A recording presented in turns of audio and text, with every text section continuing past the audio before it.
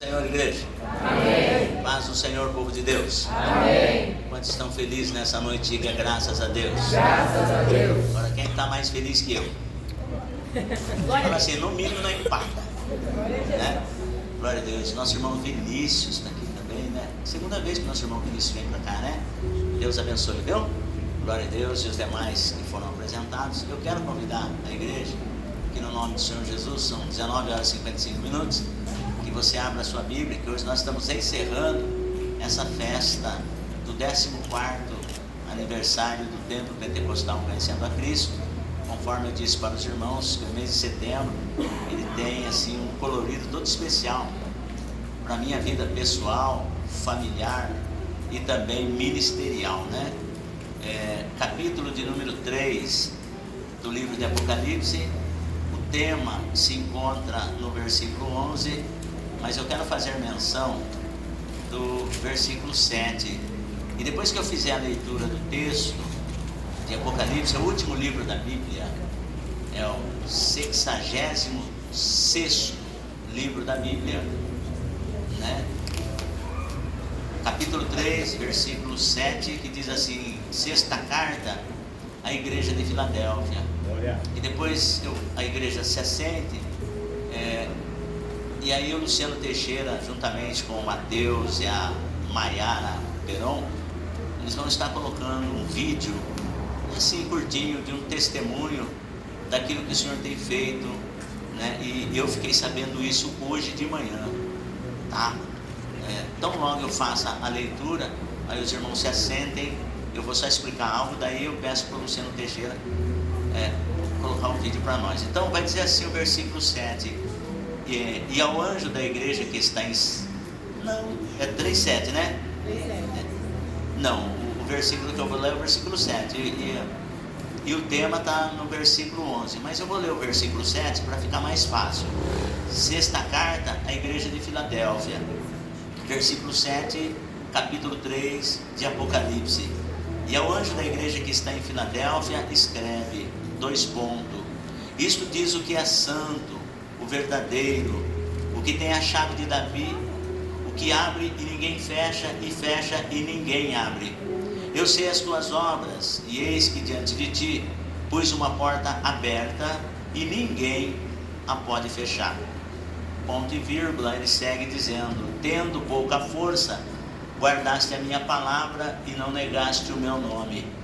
Eis que eu farei aos da sinagoga de Satanás, aos que se dizem judeus e não são, mas mentem, eis que eu farei que venham e adorem prostrado a teus pés e saibam que eu te amo.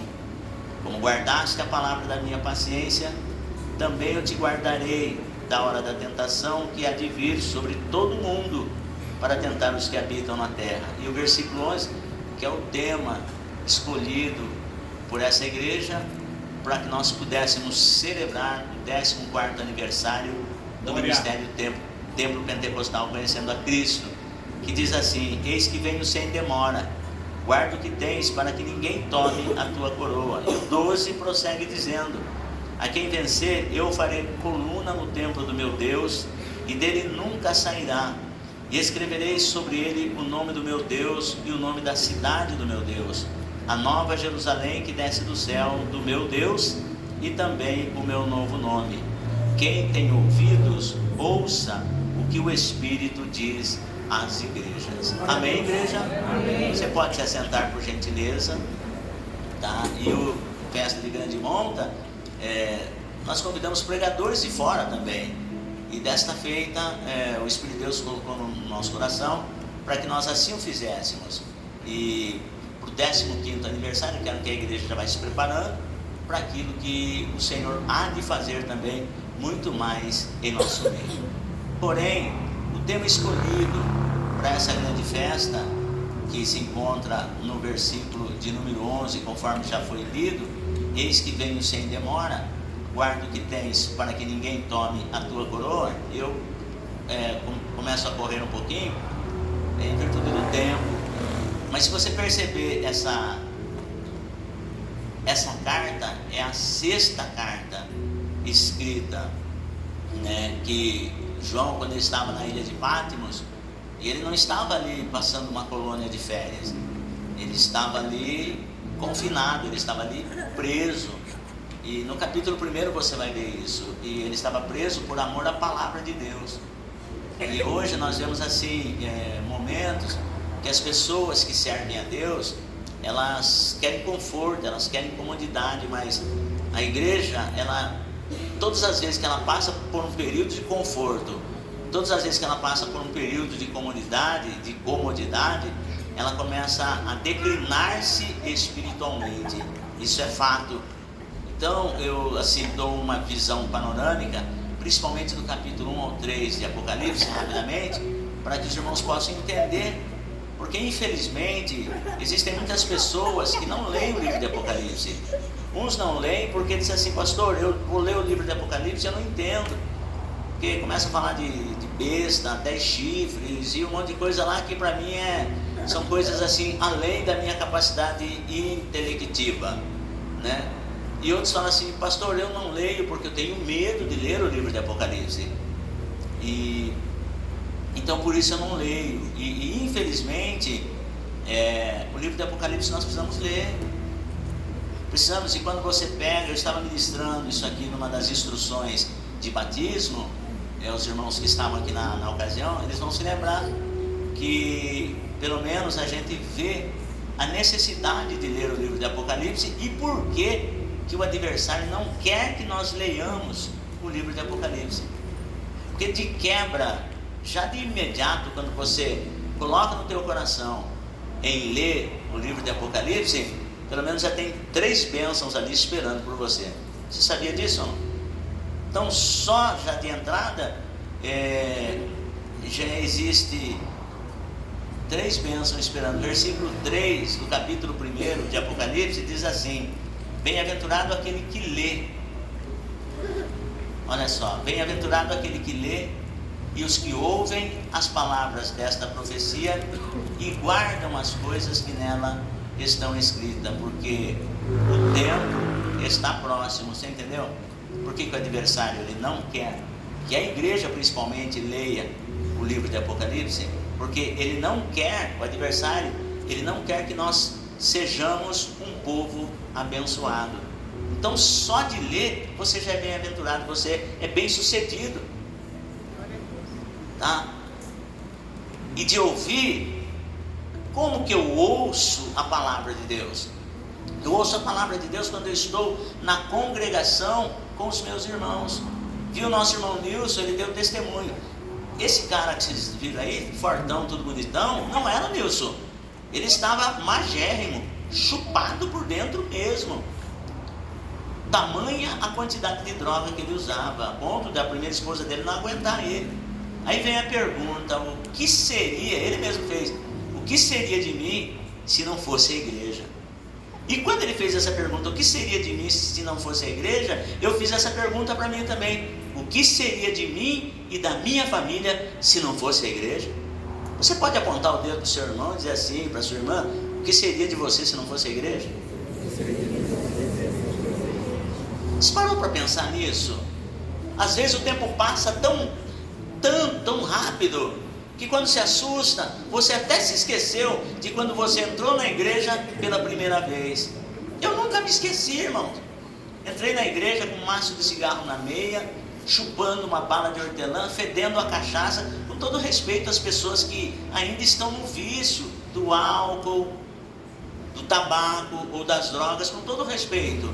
Nós temos que nos igualarmos em termos com essas pessoas, porque nós já estivemos lá. E a gente sabe o quanto é difícil uma pessoa sair do vício, irmãos. Não é do dia para a noite, não é da noite para o dia, e não é simplesmente: oh, irmão, você tem que orar. Não tem mais que isso. A igreja tem que abraçar, tem que estar junto, porque é muito difícil para a pessoa, quando ela está no vício, ela conseguir se libertar. E aí eu parei para analisar a minha vida. O que seria de mim se não fosse a igreja? Me lembro como se fosse hoje, quando eu entrei.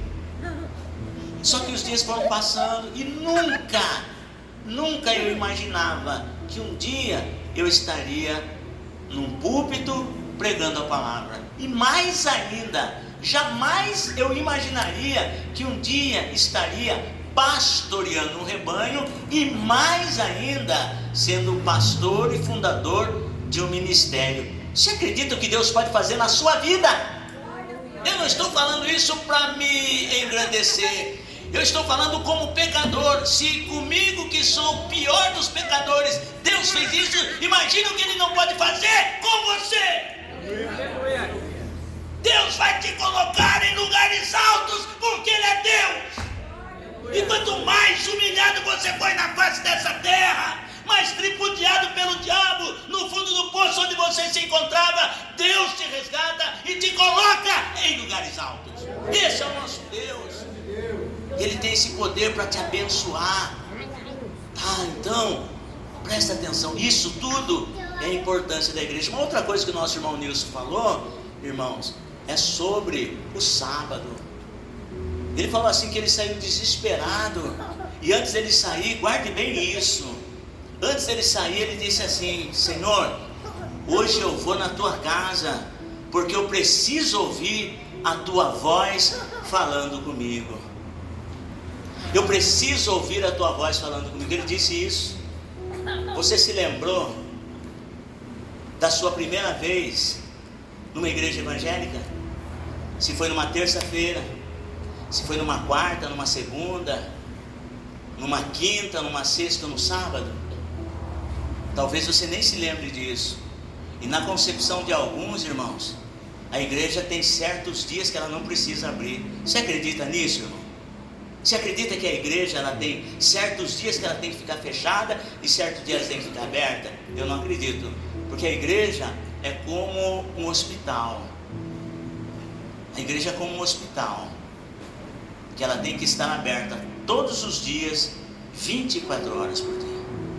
Porque nós nunca sabemos quando vai bater alguém em necessidade, em busca de ajuda. A gente nunca vai saber. O hospital ele nunca sabe quando vai entrar alguém, mas ele sabe que vai entrar. Então nós também precisamos nos armar com esse pensamento, certo? Obviamente que nós não temos essa condição hoje. Por quê? Porque nós somos limitados. Nós, na condição de pessoas comuns, nós temos a nossa família, temos os nossos trabalhos, os nossos afazeres. Porque é comum as pessoas falarem: mas o pastor Salô fala isso, mas ele não vai pagar minha conta. Claro que não. Mas é assim, o meu pensamento é esse, que a igreja ela tem que estar aberta. Como não dá para nós abrirmos todos os dias, então os dias oficiais nossos são terça-feira, quinta, sábado e domingo. Terça-feira é estudo da palavra, e nos cultos de terça-feira já veio gente aqui desesperada e se rendeu aos pés do Senhor Jesus. Glória a Deus. Num culto de estudo bíblico.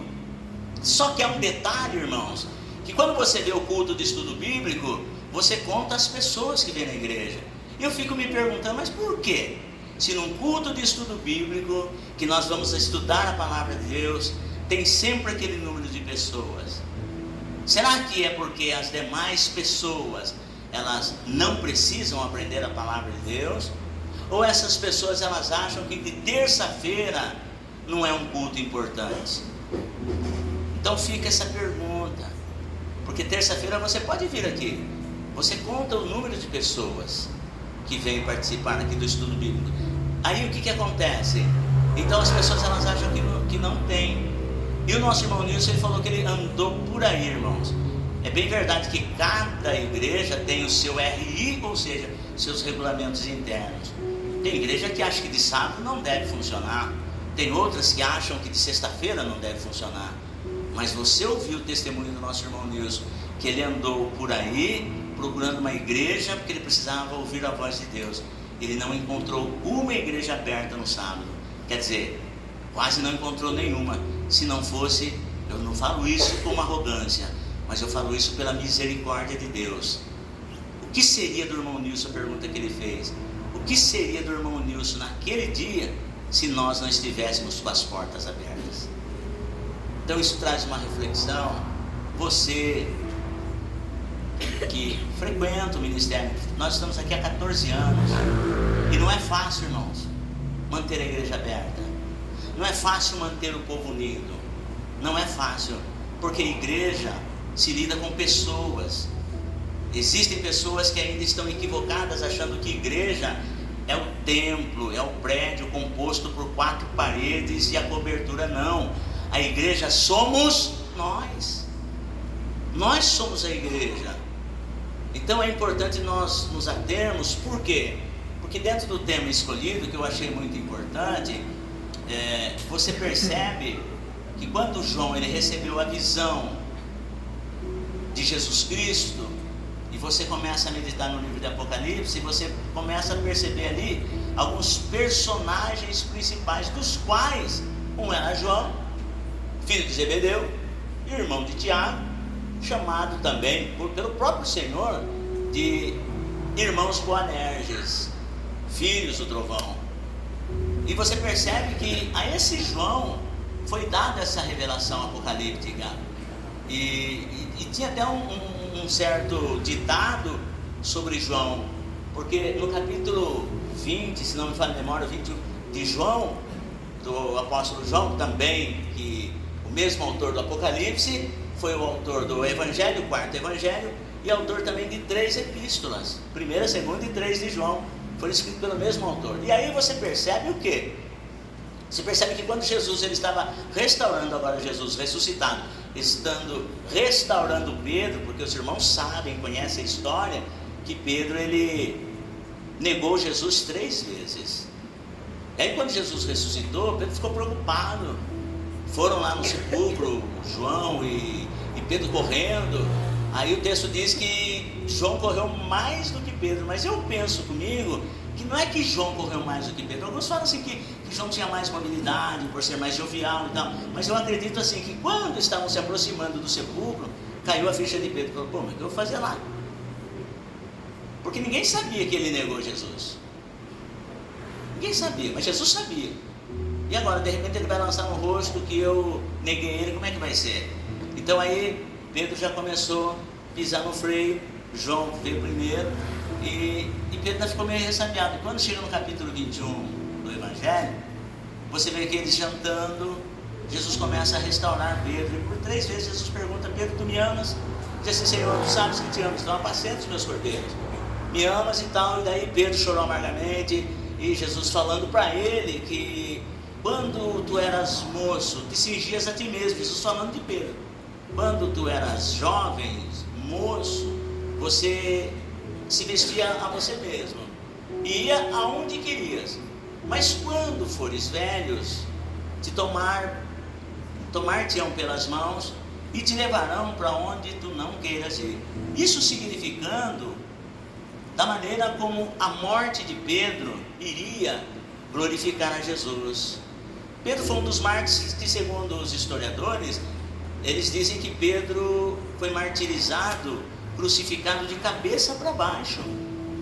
E quando ele estava sendo, porque iam crucificá-lo normalmente, ele falou, não, eu não sou digno de morrer como meu mestre, porque eu traí o mestre. E aí crucificaram Pedro de cabeça para baixo.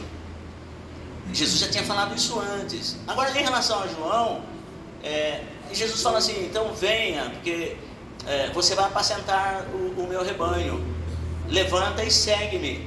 E Pedro começa agora a se levantar para seguir Jesus, agora enxugando as lágrimas e tal. Aí ele olha e vê João. Falou, Senhor, e deste, o que será? Porque Pedro achava na sua concepção que ele não era digno de ser vocacionado para pastorear o rebanho do Senhor Jesus, porque ele havia negado Jesus por 3 vezes. Falou, eu não sou digno disso, mas a graça de Deus, irmãos, é porque isso é a graça. Eu e você não estamos aqui porque nós merecemos, nós estamos aqui realmente porque nós não merecemos. Isso é graça, isso é a graça de Deus. Então, aí Pedro ele se sentiu indigno de ter sido vocacionado por Jesus para pastorear o rebanho. Então ele olha e ele vê João, o discípulo que Jesus amava, cara que quando estava na mesa, ele recostava-se no seio do Senhor, ele tinha uma intimidade muito forte com o Senhor, esse João. E aí Pedro falou assim, Senhor, e deste, o que será? Jesus olha para Pedro e fala assim, o que importa para mim se eu quero que ele fique até que eu venha. Isso não é importante para você. O importante para você, Pedro, é me seguir. Aí quando Pedro ouviu isso, e os demais também ouviram, começaram a espalhar naquelas regiões que João seria o homem que não ia morrer. Olha. E aí o próprio João fala assim, mas Jesus não falou que ele não morreria. Jesus simplesmente falou assim, o que importa se eu quero que ele fique até que eu venha. E agora João está trabalhando na obra, pastoreando a igreja de Éfeso. A igreja de Éfeso já passou por Timóteo, passou por João. Paulo fundou a igreja de Éfeso. E aí você começa a perceber que agora no livro de Apocalipse tem um determinado capítulo, capítulo 2, João, quando Deus dá a revelação para ele, quando Jesus dá a revelação para ele, porque ele não morreu, ele deveria ter morrido, mas ele não morreu. Agora já um ancião de idade, está lá na ilha de Patmos, talvez achando que estava tudo perdido, tudo acabado para ele. Aí de repente o Senhor talvez chega para ele e fala assim, João, eu sei que você está aí, meu querido, por amor à minha palavra. Talvez você já tenha perdido o controle de tudo, mas eu quero dizer para você que você nunca teve o controle de nada, porque o controle sempre esteve nas minhas mãos. E agora o Senhor começa a descortinar algo para João. As coisas no livro de Apocalipse, quando você vai estudar, você tem que observar isso, porque algumas pessoas falam assim, eu não leio o livro de Apocalipse porque eu não consigo entender. E eu venho aqui explicar para você assim, que o livro de Apocalipse ele deve ser interpretado em 3 tempos: no passado, no presente e no futuro. As coisas que são, as que foram e as que brevemente depois dessas vão de acontecer. Muitas pessoas fazem confusão quando vai ler o livro de Apocalipse, porque faz uma miscelânea do tempo e não consegue respeitar isso. Então vai de quebra para você aí estudar o livro de Apocalipse, porque Jesus está voltando e tem bênçãos para você e para a sua família. Então o tema foi muito fantástico, que o Espírito de Deus direcionou-nos para que nós pudéssemos meditar nisso. Guarda o que tens, para que ninguém tome tua coroa. E aí você percebe que eu li aqui a 6ª carta de Filadélfia.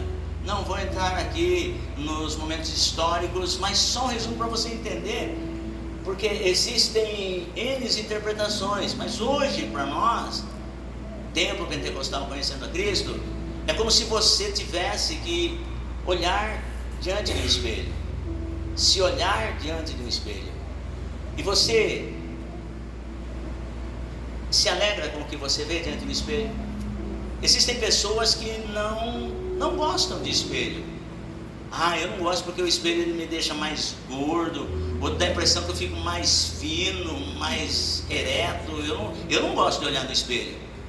Porém, o espelho ele tem uma peculiaridade que é fantástica, que por mais que nós nos olhemos no espelho, e se nós vermos alguma coisa, por exemplo, alguma mancha, alguma sujeirinha ali, o espelho ele detecta a mancha, ele denuncia a mancha ou a sujeira, só que ele não tem o poder para remover, ele só mostra.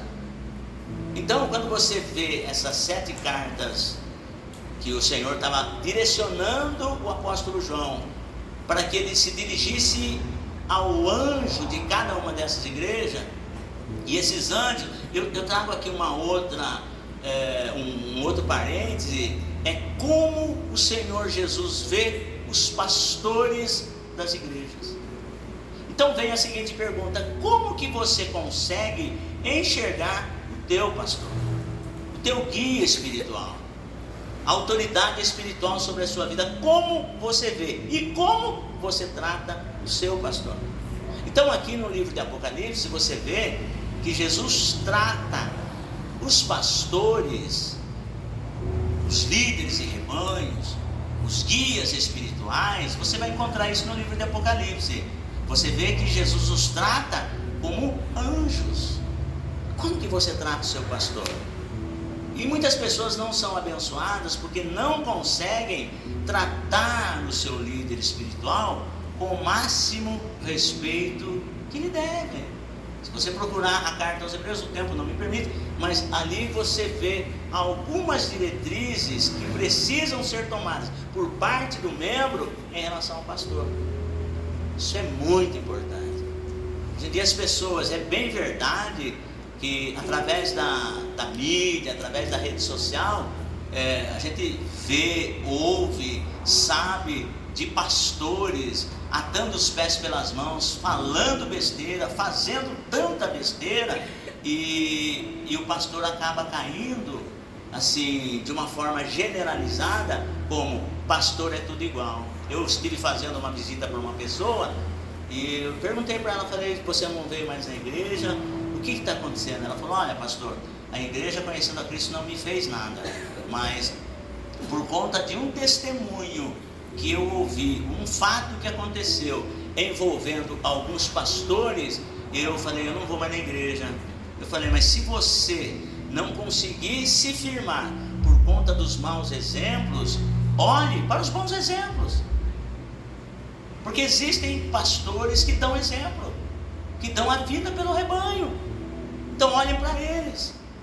E enfim, mas isso é para nós atentarmos como você trata o seu pastor, porque ele é o seu guia espiritual, ele é o seu pai na fé, ele é o seu sacerdote, ele é o seu conselheiro. Então como você trata o seu pastor? E aqui no livro de Apocalipse, por isso, é isso que o diabo não quer, que você entenda essas coisas. Então, e aí de quebra, o que acontece? A vida familiar fica arrebentada, financeira fica destruída, e não adianta o pastor orar, meu, porque se você não tomar uma atitude, as coisas não vão acontecer. Então o diabo não quer que você leia. Por quê? Porque em você ler você tem uma bênção, em você ouvir tem outra bênção, em você guardar, ou seja, praticar, tem mais bênção. Isso você vai ler, nossa, que coisa. Mas isso, uma vez eu estava conversando com o nosso irmão Luciano Teixeira sobre a vida do rei Ezequias. Ele chega para mim e fala assim, pastor Saulo, eu estava lendo sobre o rei Ezequias, toma a liberdade de falar isso, eu estava lendo sobre o rei Ezequias. É isso mesmo, pastor Saulo? Eu falei, exatamente assim. Porque quando você começa a ler, o que acontece? Você começa a despertar uma certa curiosidade. Então aí o livro de Apocalipse diz assim, bem-aventurado os que leem. Porque a partir do momento que você começar a ler, vai abrir a sua mente em relação às coisas de Deus. Você começa a comparar as coisas espirituais com as espirituais. E aí, e Deus é tão maravilhoso que na sua multiforme graça, Ele não vai revelar tudo para você. E você vai começar a despertar interesse. Falar, eu sei onde eu posso ouvir a palavra de Deus. Eu sei aonde se prega a palavra de Deus. Então agora você vem para a igreja e vai fazer o quê? Você vai ouvir a palavra de Deus.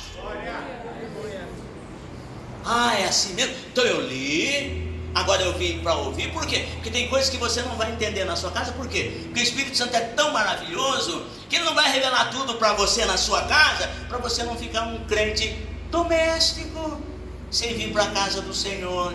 E aí quando você vem, na sua multiforme graça, Deus pode usar o presbítero Rogério, presbítero Wellington, missionária Graziela, ou simplesmente pastor Sérgio, pastor Salustiano, e você vai falar assim, puxa vida, agora eu entendi essa palavra.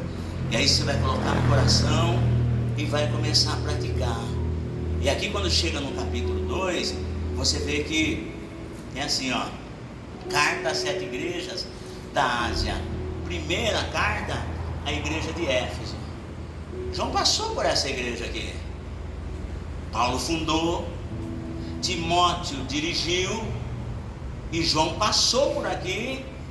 Agora ele está desterrado na ilha de Patmos, talvez achando que ele ia morrer lá, mas ele ainda sai da ilha de Patmos e volta para a igreja de Éfeso, nos seus muitos anos, pregando, filhinhos, amai-vos uns aos outros.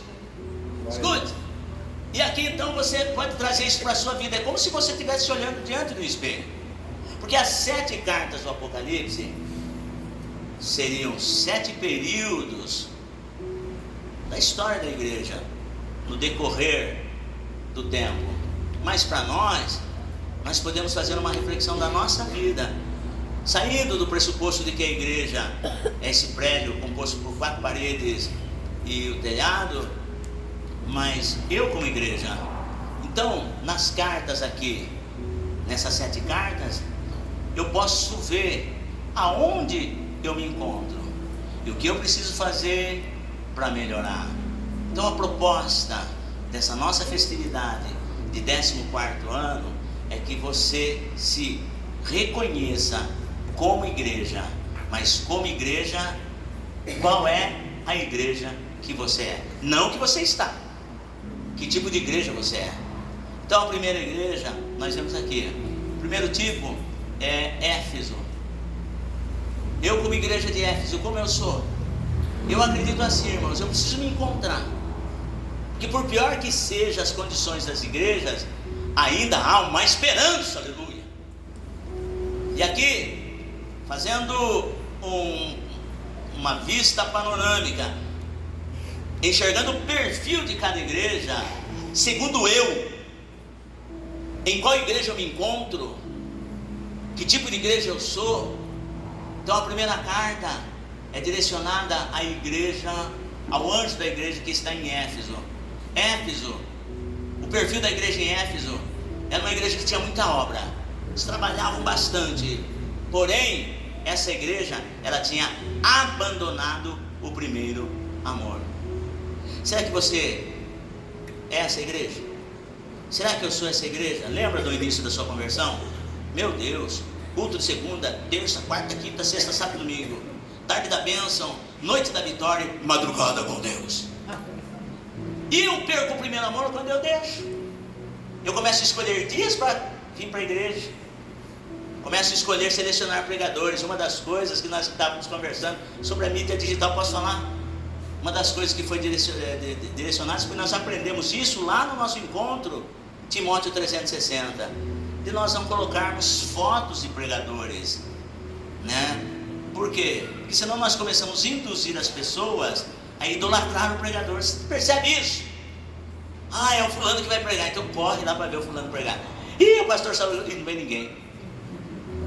Então se percebe, uma das razões pelas quais nós não colocamos fotos mais, fizemos isso até ontem, mas quando nós tivemos no projeto 360, aliás, isso mês de março, né?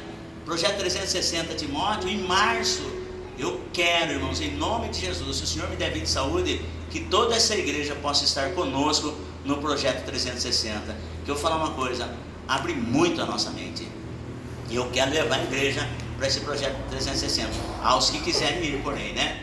Então, e você percebe assim que a igreja de Éfeso, eu preciso me identificar em qual igreja eu me enquadro. Será que eu não tenho condições de apontar ninguém? Ninguém precisa apontar ninguém. Paulo diz assim, nós temos que examinarmos a nós mesmos. Olhe para a sua vida, olhe o que você fazia, como você fazia, a intensidade que você fazia, e como era o seu relacionamento com Deus. E hoje, passando-se 3, 4, 10, 20 anos de conversão, como que está?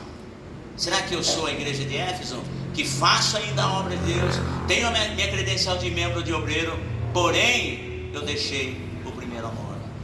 Então, se você meditar na sua casa, mesmo os que estão nessa condição de Éfeso, Jesus fala assim, ó, lembra-te de onde caíste, arrepende-te e volte a praticar o primeiro amor. Então ainda há esperança. E o segundo perfil da igreja é a igreja de Esmirna. A igreja de Esmirna é um negócio tão interessante que aos olhos do homem era uma igreja pequena, insignificante, perseguida, era uma igreja paupérrima. E aí entra aquele negócio, né? A obra é de Deus. Aos olhos dos homens, Esmirna era uma igreja pobre. Aos olhos dos homens, Esmirna era uma igreja perseguida. Porém, não importa como as pessoas te veem, não importa como as pessoas te julgam, importa quem é você para Deus. Não importa o que as pessoas disseram a teu respeito. Esse daí é um fracassado, esse daí é um zero à esquerda. Não importa, irmão, não ligue para isso. Se preocupe com o que Deus falou a seu respeito. O que Deus pensa de você é o que importa. Aleluia. Aí o Senhor vem e fala assim para você: eu sei o pensamento que eu tenho ao seu respeito. Isso que importa. Então, porém, aos olhos de Deus era uma igreja rica. A terceira carta é a igreja de Pérgamo, que significa assim, para você entender: é possível servir a Deus e como que eu posso dizer? Se deleitar com ensinamentos falsos. É possível. Estou na igreja, aprendendo a palavra de Deus, mas de repente a igreja de Pérgamo, você vê assim, que tinha muitas pessoas lá dentro da igreja de Pérgamo que seguiam ensinamentos falsos. É possível isso? Então será que eu estou sendo esse tipo de igreja? Que eu venho para a igreja, aprendo a palavra, mas estou seguindo ensinamentos falsos. O que será? E aí, a quarta igreja é a igreja de Tiatira. A igreja de Tiatira é assim, ela tolerava falsos ensinos, prostituição e idolatria. Sabe, irmãos, eu não quero que você se escandalize com o que eu vou falar, mas os dias que nós estamos vivendo, o que tem de crente idólatra, graças a Deus que aqui nós não temos isso, mas existem muitos lugares que pastores gemem, choram e sofrem, que quando vem uma determinada celebridade na cidade, a igreja fica vazia, o pastor fica sozinho e as pessoas vão ver e ouvir a celebridade. Mas por quê? Porque vão ver o homem. Porque se Deus tiver que falar usando uma celebridade gospel, Deus vai usar o seu pastor, os membros da sua igreja, os vasos da sua igreja, para falar com você. Então, quando nós começamos a correr atrás das personagens, nós entramos pelo âmbito da idolatria. Por isso que é importante, fica no que você foi ensinado e Deus vai te abençoar. Escute, a igreja de Tiatira, ela estava assim. Agora, a igreja de Sardes é um problema muito sério, e nós precisamos nos identificar. Por quê, irmãos? Porque naquilo que muitas das vezes a gente acaba falando, fazendo, nós não percebemos isso. Então precisamos do livro de Apocalipse para nos trazer de volta a realidade dentro daquilo que Jesus quer para conosco, porque para nós são 7 períodos. Esses períodos aqui significa como eu estou diante de Deus.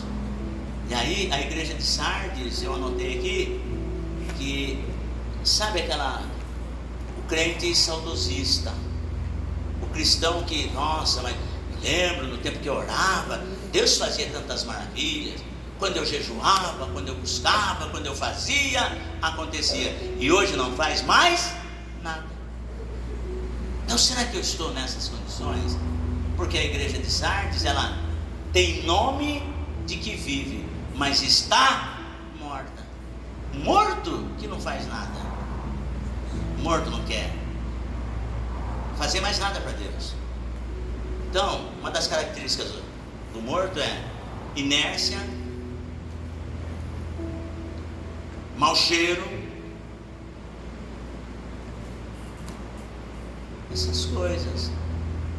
Então eu preciso me encontrar, mas até numas condições como essa, Deus ainda tem uma promessa de vitória, tá? E a igreja de Filadélfia ou de Laodiceia já é a igreja desviada, mas até isso ainda Deus tem um propósito.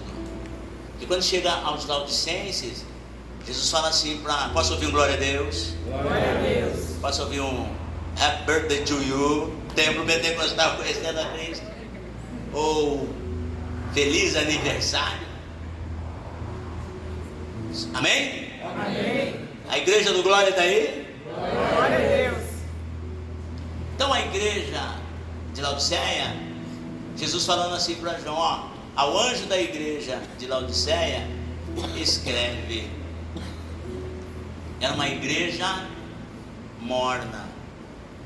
Ele falou, olha, antes tomara que você fosse frio ou quente, mas uma vez que és morno, vomitar-te-ei da minha presença.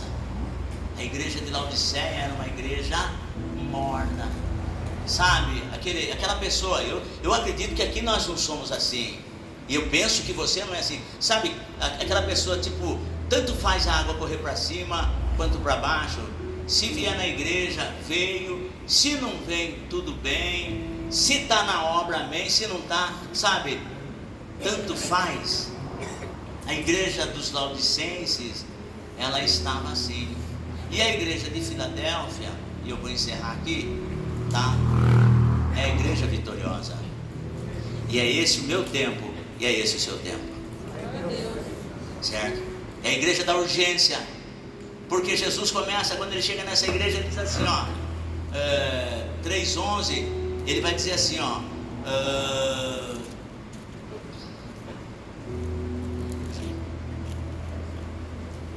a sexta carta, e ao anjo da igreja que está em Filadélfia escreve, isto diz o que é santo, verdadeiro e tal, eu sei as tuas obras, né? O versículo 10 que eu falei para os irmãos, ele vai dizer assim, versículo 11, eis que venho sem demora.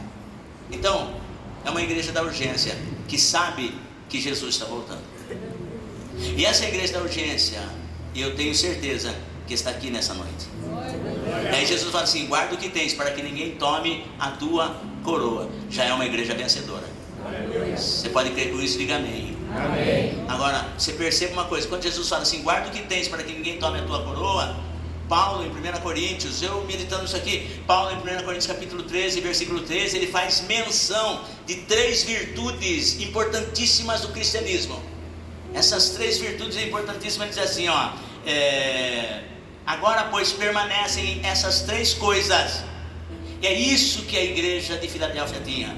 Filadélfia, igreja do amor fraternal. Escute bem. E é essa igreja que vai subir. Essa igreja que Jesus vem buscar. Essa igreja Filadélfia está aqui nessa noite. Então veja bem, Paulo em 1 Coríntios capítulo 3, versículo 13, ele faz menção de 3 virtudes fundamentais do cristianismo, que são, ele diz assim, agora pois permanecem a fé, a esperança e o amor. Esses 3, mas o maior destes é o amor. Então a igreja de Filadélfia tinha fé, que era uma das primeiras virtudes, principais virtudes do cristianismo. Por quê? Porque a fé é que mantém o crente vivo. Tem crente cheio de fé aqui nessa noite? Então essa bênção é para você. A igreja de Filadélfia, ela tinha também a esperança. Mesmo no meio da prova, mesmo no meio da tribulação. Quando você vê aqui em Apocalipse 3, Jesus fala assim, mesmo tendo pouca força, e eu venho aqui dizer para você, Deus não está procurando supers, Deus está procurando pessoas dependentes dEle. Talvez você entrou aqui nessa noite dizendo assim, pastor, o senhor não conhece a minha vida, o senhor não conhece a minha história, eu já não tenho mais força, mas mesmo tendo pouca força, mantenha a fé, mantenha a esperança, mantenha o amor, porque Jesus já está voltando. E Ele vai fazer uma grande obra na tua vida, mesmo tendo pouca força. Jesus não está procurando super crente, Jesus está procurando pessoas que dependam dEle. Se você está aqui nessa noite, é porque você depende de Jesus. Se você está aqui nessa noite como a igreja de Filadélfia, é porque você ainda tem fé, você ainda tem esperança e você tem amor. Amor para com Deus, amor para com a sua família, amor para com a humanidade, amor na urgência da evangelização, porque essa é a igreja que Jesus vai levar para morar com Ele na glória. Amém, povo de Deus? Amém. Cadê a igreja de Filadélfia? Posso ouvir um amém? Amém. Você pode aplaudir o nome do Senhor Jesus.